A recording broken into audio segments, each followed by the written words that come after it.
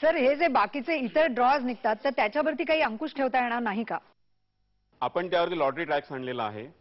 Lottery tax आपण 20 जानेवारी 2007 रोजी आणला. 20 तारखेला जेव्हा आपण ज्या दिवशी आपण तो ऍक्ट पास केला आपल्या विधिमंडळाने, त्या दिवसापुरत्या सगळ्या लॉटऱ्या बंद झाल्या होत्या, एका दिवसापुरत्या. पण हे एका दिवसापुरतंच पुढे काय? सांगतो ना. ताबडतोब ते हायकोर्टात गेले. हायकोर्टाने त्यांनी स्टे आणलेला आहे आणि तो स्टे जोपर्यंत व्हेकेट होत नाही तोपर्यंत कायदेशीररित्या आम्हाला त्यांच्या लॉटऱ्या बंद करता येत नाहीत. बेकायदेशीर लॉटऱ्या चालवण्यासाठी त्यांना मुभा दिली गेलेली आहे पूर्णपणे.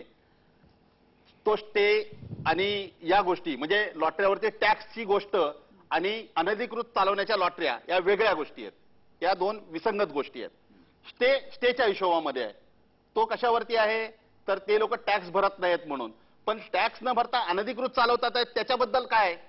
अनधिकृत लॉटऱ्यांच्या बद्दल काय आहे? कोणतीही पॅसिव्ह लॉटरी अनधिकृत नाहीये. पेपर लॉटरी म्हणतात. मगातून ते गलत करून राहिलेत. पेपर लॉटरी आणि 2 digit lottery. 2 digit lottery Maharashtra राज्याची चालत नाही. आपण ती बंद केलेली आहे. पण मॅडम पुन्हा एकदा ऐका. लॉटरी यांनी बंद केलेली आहे. 2 डिजिट लॉटरी ऑनलाईन लॉटरी यांनी बंद केलेली आहे असं म्हणाले ते. 2 डिजिट लॉटरी ही जी आहे ही सिस्टीम त्यांनी बंद केलेली आहे. पण परराज्यातली 2 डिजिट लॉटरी 6,000 चालू आहेत पर डे. मग जर आपली इथे बंद केलेली आहे तर त्यांची आपण का चालू देतो? सुप्रीम कोर्टाचा डिसिजन, सर्वोच्च न्यायालयाचं डिसिजन असं आहे मॅडम.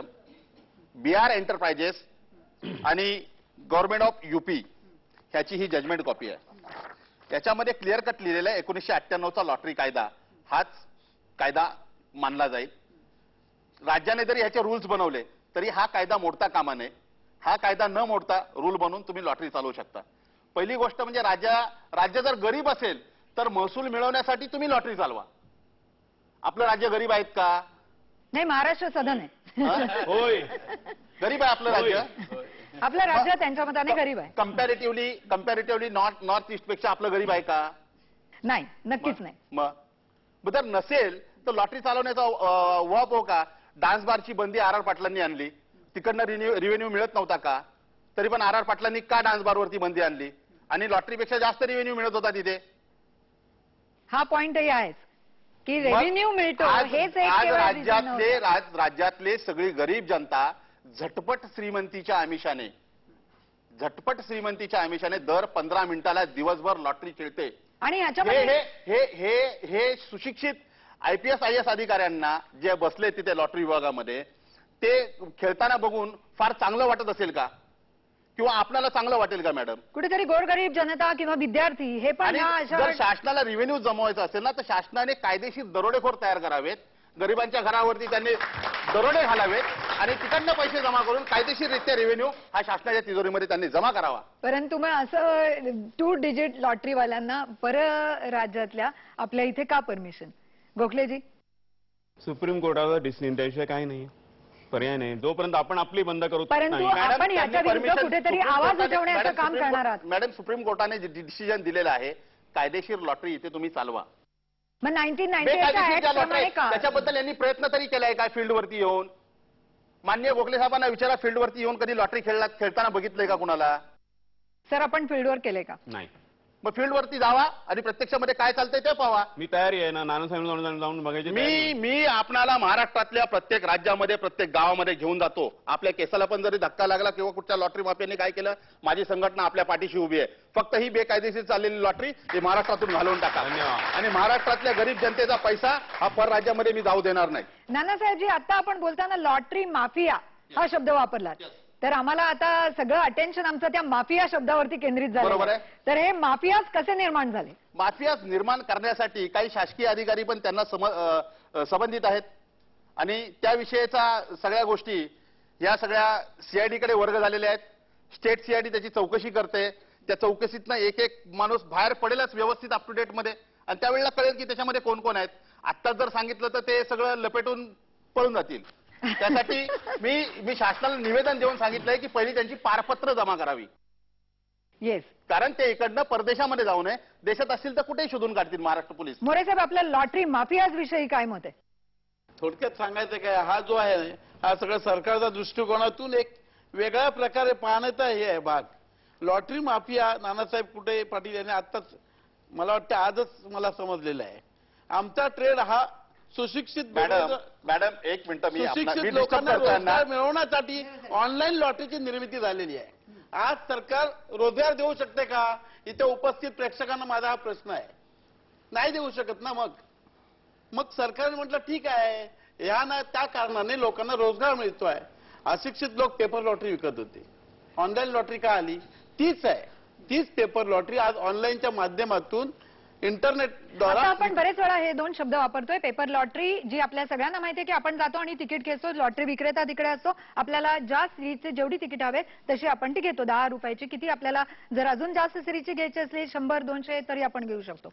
आता आपण एक दुसरा जो इथे मांडला तो ऑनलाईन लॉटरी. आमच्या प्रेक्षकांना थोडक्यात ऑनलाईन लॉटरी म्हणजे काय ते सांगा. ऑनलाईन लॉटरी हा दोन भाग नाहीये, ती आहे पेपरच लॉटरी.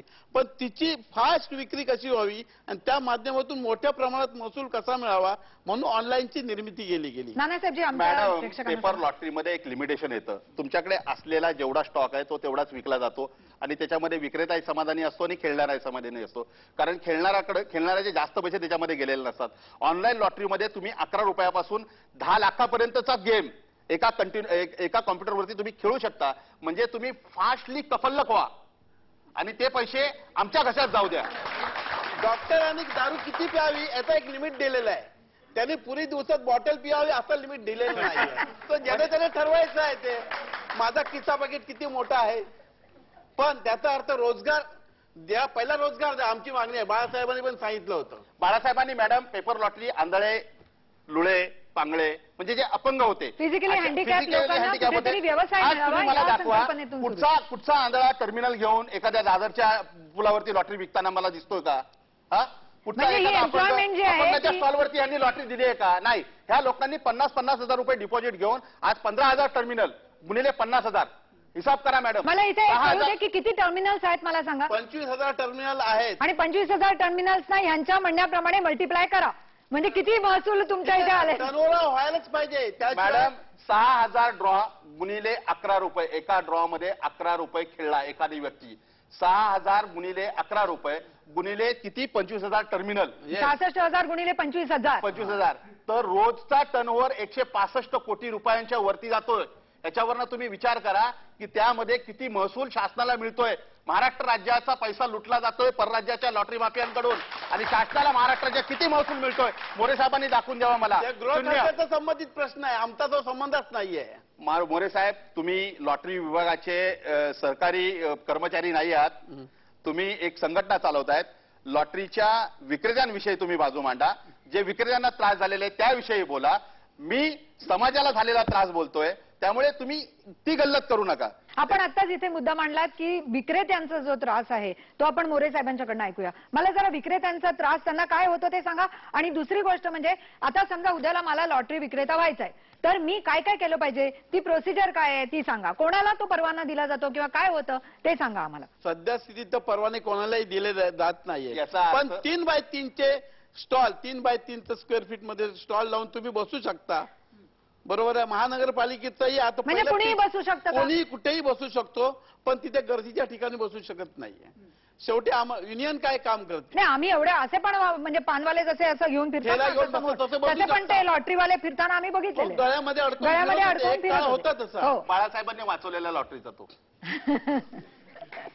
हा, तर जी. थोडक्यात पीस लायसन हा प्रकार महानगरपालिकेने बंद केलाय. तर युनियनच्या माध्यमातून आम्ही सातत्याने त्यांना होणारी महानगरपालिकेची कारवाई, पोलीस ही कारवाई होते म्हणजे काय होतं एक्झॅक्टली. हमरस्ते. आता पेपर लॉटरी हा कुठे होणार? गल्ली कोपऱ्यात होणार नाही. हम रस्त्यावरच तो तिकीट विकणार आहे, फुटपाथवर. फुटपाथवर. तर ते योग्य ठिकाणी गरजेच्या ठिकाणीच त्याची तिकीट विक्री होणार.